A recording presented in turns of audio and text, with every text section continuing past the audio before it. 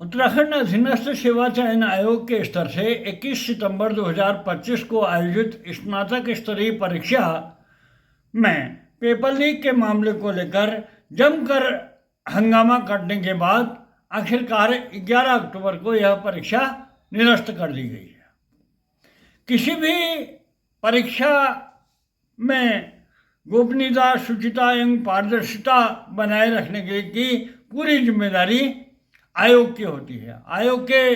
अध्यक्ष, सचिव और परीक्षा नियंत्रक सीधे तौर पर इसके लिए उत्तरदायी होते हैं। लेकिन यह आश्चर्य का विषय रहा कि यह परीक्षा स्थगित होने के बावजूद आयोग पर कोई भी एक्शन नहीं लिया गया और बाकायदा परीक्षा निरस्त करने के बाद आयोग अन्य परीक्षाओं के आयोजन को लेकर और भी सक्रिय होकर पूरे अन्य जो परीक्षाएं होनी हैं उनके गोपनीयता, शुचिता और पारदर्शिता को बनाने के लिए नई आयोजन बैठक कर रहा है और नई प्लानिंग कर रहा है और सब मार्गदर्शक हैं। तो सबसे बड़ी बात यही आती है कि जो ये संदेह और अविश्वास के कारण जो ये परीक्षा निरस्त हुई उसके लिए आयोग के पर कोई भी एक्शन आखिर क्यों नहीं हुआ। जी हाँ, नमस्कार, मैं रमेश चंद्र पांडे आज अपने YouTube के चेंज जाओ चैनल, जो कि विकास के प्रति जवाबदेही से जुड़े सवालों पर बेबाकी से अपनी राय व्यक्त करने के लिए बनाया गया है, के माध्यम से बताना चाहता हूँ कि 11 अक्टूबर को यह परीक्षा निरस्त होने के बाद से आज तक ये कहीं पर ये परीक्षा को निरस्त करने का आदेश कहीं से कहीं तक सामने नहीं आया। अलबत्ता 11 सितंबर को इस परीक्षा को निरस्त करने की एक प्रेस विज्ञप्ति आयोग द्वारा जारी की गई। तो सर्वप्रथम मैं जो ये प्रेस विज्ञप्ति जारी हुई आयोग के स्तर से उसे आप सबके साथ साझा करना चाहता हूँ। ये 11 अक्टूबर 2025 को आयोग के स्तर से जो प्रेस विज्ञप्ति जारी हुई उसमें कहा गया कि उत्तराखंड अधीनस्थ सेवा चयन आयोग द्वारा दिनांक 9/4/25 को स्नातक स्तरीय पदों की विज्ञप्ति के आधार पर दिनांक 21/9/25 को प्रदेश के समस्त जनपदों में लिखित परीक्षा का आयोजन किया गया। निर्धारित तिथि दिनांक 21/9/25 को परीक्षा समाप्ति के पश्चात लगभग 1:30 बजे सोशल मीडिया पर कुछ प्रश्नों के स्क्रीनशॉट वायरल हुए, जिसकी सूचना मिलने पर आयोग द्वारा तत्काल एसएसपी देहरादून को आवश्यक कार्यवाही हेतु प्रेषित की गई। एसएसपी द्वारा प्राथमिक जांच के आधार पर थाना रायपुर देहरादून में मुअ संख्या 0301 दिनांक 22/9/25 पंजीकृत किया गया, मुकदमा पंजीकृत किया गया।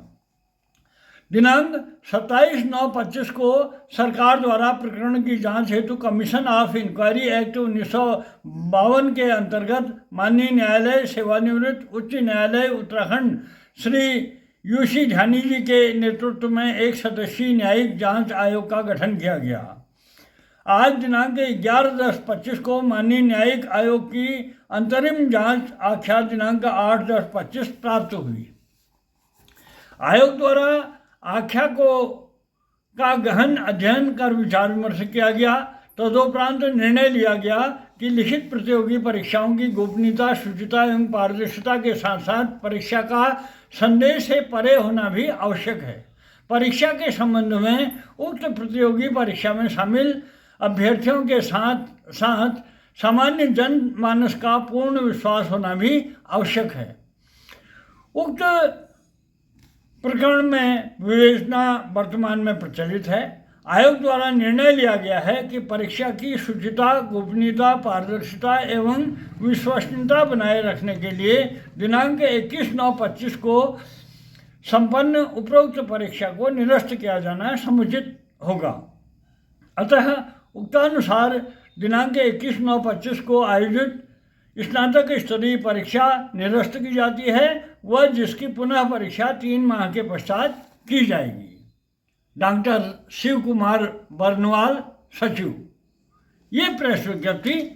के जरिए तमाम प्रिंट और इलेक्ट्रॉनिक मीडिया में ये परीक्षा निरस्त करने की बात सामने आई। लेकिन परीक्षा निरस्त करने संबंधी आदेश आज तक कहीं पर भी पब्लिक प्लेटफॉर्म में कहीं पर भी नज़र नहीं आया है, जिसको लेकर मैं इस पूरे मामले में अपनी बात रखने पहले सबसे पहले आज मैंने इसको लेकर एक RTI लगाई है, जिसमें ये मांगा है कि उत्तराखंड अधीनस्थ सेवा चयन आयोग द्वारा दिनांक 21/9/25 को आयोजित स्नातक स्तरीय परीक्षा को निरस्त करने के संबंध में जारी आदेश की सत्यापित प्रति एवं तत्संबंधी पत्रावली में उल्लिखित टिप्पणियों की सत्यापित प्रति मैंने मांगी है। जब आखिर जो आदेश हुआ होगा तो किसी नियम के तहत होगा, किसी एक्ट में निहित प्रावधानों के तहत ही परीक्षा निरस्त हुई होगी। और लेकिन जो प्रेस विज्ञप्ति जारी हुई है उसमें यही कहा गया है कि संदेह और जनमानस का पूर्ण विश्वास होना भी आवश्यक है और परीक्षा का संदेह से परे होना भी आवश्यक है। इस आधार पर परीक्षा को निरस्त किया गया है। ये तो ऑथेंटिक बात तभी आएगी जब आदेश आएगा, आदेश सामने होगा। और ये सबसे भी एक बड़ा विषय है कि आखिर आदेश क्यों जारी नहीं हुआ। आदेश की कॉपी सूचना विभाग को की जानी चाहिए थी। ऑथेंटिक वही बात होती कि आखिर ये जानने की उत्सुकता है कि किस एक्ट में निहित किस प्रावधान के तहत और किस नियम के तहत ये परीक्षा निरस्त की गई है। जबकि परीक्षा जब पेपर लीक का मामला उजागर हुआ तब से ही सरकार और आयोग के स्तर से ये बात कही जाती रही कि पेपर लीक नहीं है कि या ये हुए। आज ही कल 13 अक्टूबर को ही यहाँ मुख्यमंत्री पुष्कर सिंह धामी जी आए थे गोलापार हल्द्वानी में। उन्होंने उनका एक बयान आया है, अमर उजाला में पढ़ रहा था, उसमें उन्होंने कह रहे हैं कि पेपर लीक का मामला नहीं, नकल का मामला है। तो तमाम बातें हैं, लेकिन सबसे बड़ी बात होती है कि आयोग के स्तर से अगर कोई परीक्षा की संपन्न की जाती है तो उसमें जो कोई भी जो त्रुटियाँ हुई, जयमन नहीं लगना हो या कोई भी बातें हैं, तो उसके लिए प्रशासनिक त्रुटि प्रत्यक्ष और अप्रत्यक्ष रूप से सीधे तौर पर जिम्मेदार है। और इसके लिए आयोग के अध्यक्ष, सचिव और परीक्षा नियंत्रक सीधे तौर पर जिम्मेदार हैं। अब ये सरकार, आयोग और सरकार का बराबर का दायित्व बनता है कि परीक्षा को पारदर्शिता, गोपनीयता और शुचिता के साथ संपन्न कराना इनका काम है। अब जब इतनी बड़ी बात हो गई, एकल सदस्यीय आयोग द्वारा अपनी अंतरिम रिपोर्ट के आधार पर ये परीक्षा को अगर निरस्त किया गया तो वहाँ तक ठीक है। लेकिन उसके बाद सबसे बड़ी आश्चर्य की बात ये है हो रही है कि अब जो अन्य परीक्षाएं हैं होनी हैं, जो पूर्व से ही कैलेंडर जारी किया गया है, जिन विभिन्न पदों के लिए जो कैलेंडर जारी किया गया है, उन परीक्षाओं को आयोजित करने के लिए पूरा युद्ध स्तर पर आयोग द्वारा बहुत सक्रियता के साथ प्लानिंग की जा रही है कि इसमें अब ऐसा नहीं होगा, ऐसा नहीं होगा, और बाकायदा लाइव टेलीकास्ट किया जाएगा। तमाम बातें आ रही हैं। लेकिन सबसे बड़ी बात यह है कि आज ये परीक्षा को लेकर जनमानस में अविश्वास और जो संदेह हुआ, ये परीक्षा को महज एक परीक्षा को लेकर नहीं, ये तो सीधे सीधे आयोग के खिलाफ अविश्वसनीयता है। आयोग पर ही संदेह है, आयोग भी, पूरा आयोग ही संदेह के घेरे में है। ऐसे में सरकार को चाहिए कि तुरंत आयोग पर एक्शन लेना चाहिए। क्या जिन अधिकारियों, आयोग के जिन अधिकारियों के रहते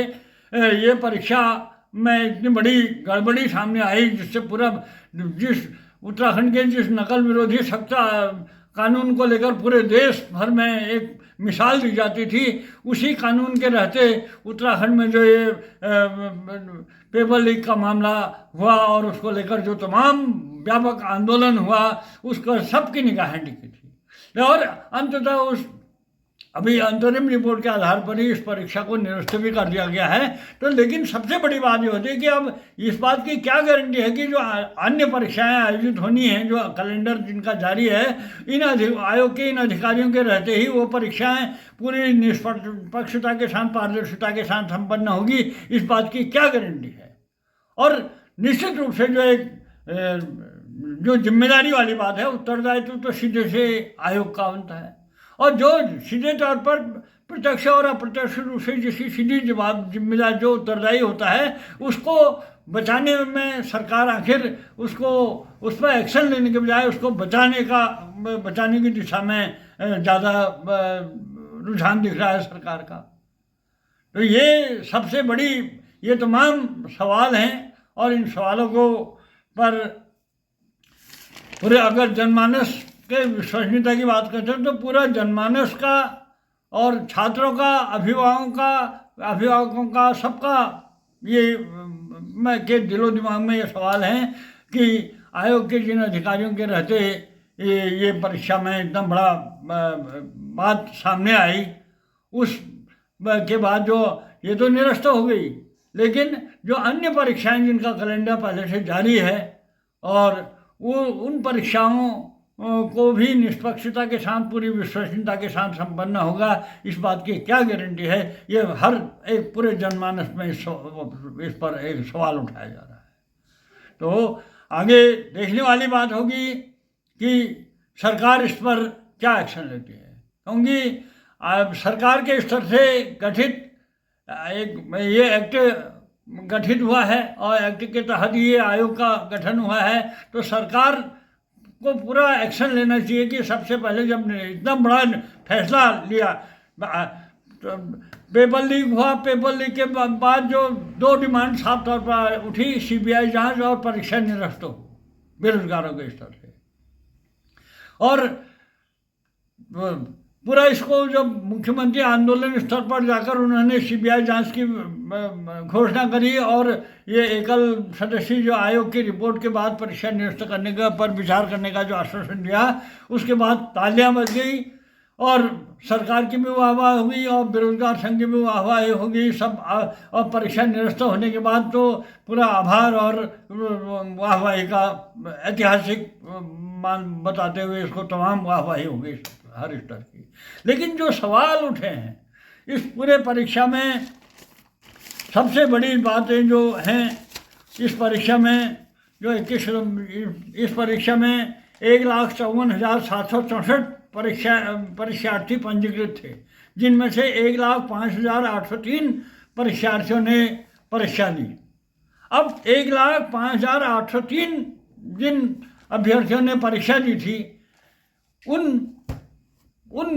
जिन केंद्रों में बिल्कुल नकल नहीं मिली अभी, और जो उन्होंने जिनका पेपर अच्छा हुआ था, उन अभ्यर्थियों का और उनके अभिभावक बड़ी जो उम्मीद लगाए थे, और ऑल ऑफ ए सडन मतलब ये इतना बड़ा ये होने के बाद, बवाल होने के बाद ये परीक्षा निरस्त हो गई। अभी यह भी स्पष्ट जब इतना बड़ा सख्त नकल विरोधी कानून है, और तो अभी ये भी तो तय होना है, सीबीआई जांच होनी है, और ये एकल सदस्यीय आयोग की रिपोर्ट भी आनी है, और इसमें जो नकल विरोधी सख्त कानून के तहत जो पेपर लीक होना है, या पेपर लीक का प्रयास करना है, या पेपर लीक में षड्यंत्र होना भी एक अपराध है। तो इसके लिए कौन उत्तरदायी है, कौन किस पर क्या गाज गिरेगी, या यूं ही इसको लिपापोती कर दी जाएगी, ये अपने एक आने वाला वक्त समय बताएगा। लेकिन सबसे बड़ा सवाल यह है कि आज जब तक ये अधीनस्थ सेवा चयन आयोग की सीधे तौर पर इस पूरे मामले में जिम्मेदारी बनती है, और उस पर कोई एक्शन नहीं लिए जाने से सब चारों चौतरफा एक हैरानी जाहिर की जा रही है। अब देखें, और सरकार के स्तर से इस पर एक्शन लेने के बजाय, आयोग के इन जो जिम्मेदार अधिकारियों के प्रति एक्शन लेने के बजाय, जिस ढंग से जो जिन परीक्षाओं का पहले से कैलेंडर जारी है, उन परीक्षाओं को निर्विघ्न और पारदर्शिता के साथ संपन्न करने के लिए जिस ढंग से आयोग को आयोग जिस ढंग से सक्रिय हुआ है और प्लानिंग कर रहा है, उसके तहत ये नहीं लगता कि आयोग के जो जिम्मेदार अधिकारी इस पूरे मामले के लिए जिम्मेदार हैं, उन पर कोई एक्शन लिया जाना है। तो ये बहुत बड़ा सवाल है। जब तक इन आयोग के जिम्मेदार अधिकारियों पर एक्शन नहीं लिया जाता है, तब तक ये पूरे जो जनमानस में जो है अविश्वास की भावना बरकरार रहेगी, और ये संदेह बना रहेगा, कोई आने वाली किसी भी परीक्षा के आयोजन में संदेह बरकरार रहेगा। आगे इस पूरे मामले में जैसे ही आरटीआई का जवाब आएगा, आखिर ये आदेश जिस आदेश से परीक्षा निरस्त हुई वो किन एक्ट के किन प्रावधानों का हवाला दिया गया है, उसमें क्या कहा गया है, ये ऑथेंटिक ढंग से उसकी जानकारी मिलेगी, जिसे आप सबके साथ साझा किया जाता रहेगा। फिलहाल आपसे गुजारिश है, मेरे चेंज जॉब चैनल को लाइक, सब्सक्राइब और शेयर करते रहें। इस पूरे मामले में हमारी नज़र रहेगी, जो भी अपडेट होगा उसे आपके साथ साझा किया जाता रहेगा। धन्यवाद।